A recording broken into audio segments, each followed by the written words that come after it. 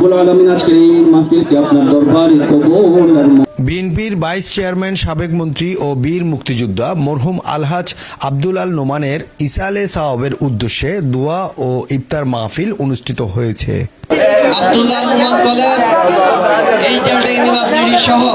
বৃহস্পতিবার বিকেলে নগরীর টেকনিক্যাল মোড়ে সাবেক নগর ছাত্রনেতা সাইফুল ইসলাম সাইফের উদ্যোগে এই আয়োজন করা হয়।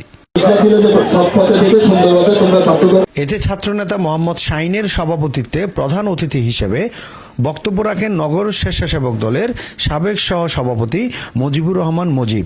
বিশেষ অতিথি হিসেবে উপস্থিত ছিলেন ছাত্রদল নেতা শহীদুল ইসলাম সুমন। আরও উপস্থিত ছিলেন সাবেক স্বেচ্ছাসেবক দলের নেতা মাহবুব খালেদ, নগর ছাত্রদলের সদস্য কামরুল ইসলাম আকাশ, ছাত্রদল সংগঠক ফাহিম চৌধুরী, যুবদল নেতা আকবর হোসেন সহ অন্যান্যরা। পরে বিশেষ দোয়া মোনাজাতের মধ্য দিয়ে মরহুমের আত্মার মাগফিরাতের কামনা করা হয়। রব্বুল আলামিন আজকের এই মাহফিলের মধ্যে ইন্তেজামের মধ্যে অনেক নেতৃবর্গ উপস্থিত হয়েছে। বাণী করে আমাদের সকলের পক্ষ থেকে আজকের এই মরহুম আব্দুল্লাহ নোমান সাহেবের ইসালে সাওয়াবের উপলক্ষে আজকে দোয়া করছি, দয়া করে মেহেরবানি করে আপনার দরবারে আজকের এই দোয়াকে কবুল আর মঞ্জুর ইলাহা ইল্লাল্লাহ মুহাম্মাদ।